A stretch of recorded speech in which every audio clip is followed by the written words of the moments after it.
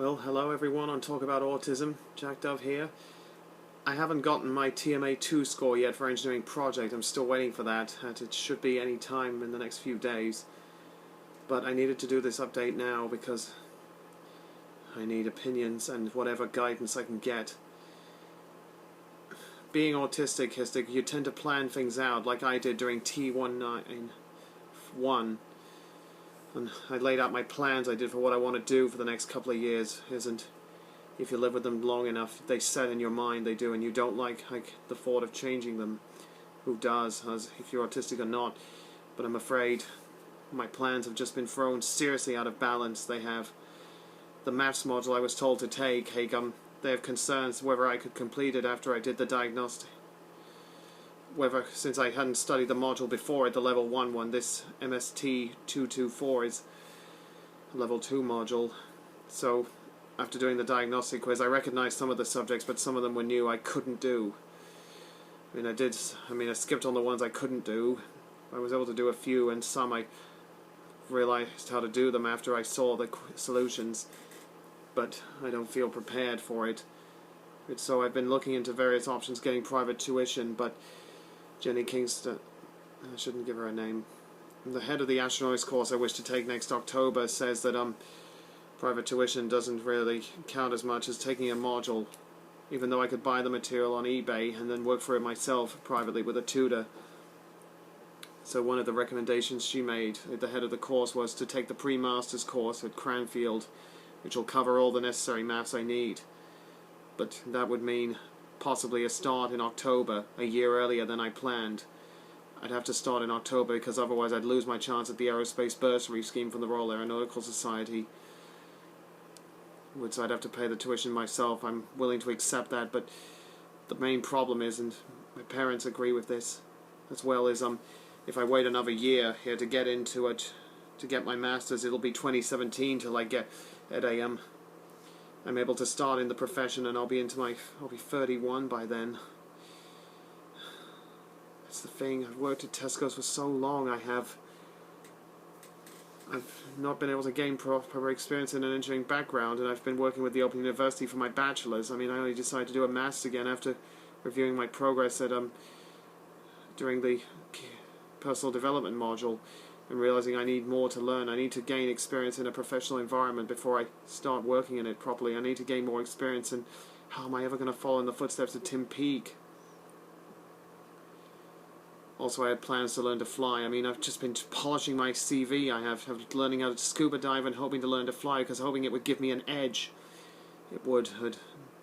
And if I were applied to ESA or NASA, like Rick Mastracchio, the guy who just came home from the space station 2 days ago, whenever he got turned down, he always did something more, got another degree, got a pilot's license, all that stuff. But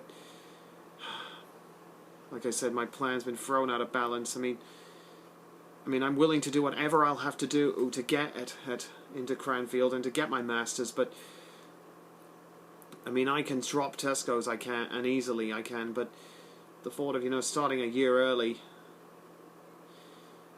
I'm willing. I know it will be what's best for me, but I don't know for sure if they'll accept me onto the pre-master's course this year at this point, or whether it's too late to apply for it. I can pay the tuition fees, I can myself. I've got the money. I have saved up from Tesco's. That's one thing about Tesco's. I've been working there for so long. I haven't gained any experience in an engineering background. I feel like I've been wasting away there slowly, and now it's hit home. It has. You set your sights, you do on doing what you wanted on your plans for so long, and you feel that private tuition will do it, but there are so many standards there are. It's just that private tutoring is not recognized as much as doing a module properly. It isn't. I know if I start out in October, I'll miss the orientation week going away to America. I will. Really. I know people will hear this, but my preferred scenario would be to wait another year and then start the pre-masters in next year. Maybe I could practice the maths, have stuff then, and gain a bit more of an edge, because I've been out of practice with it for so long. I haven't studied this sort of stuff since I started the OU 3 years ago. And then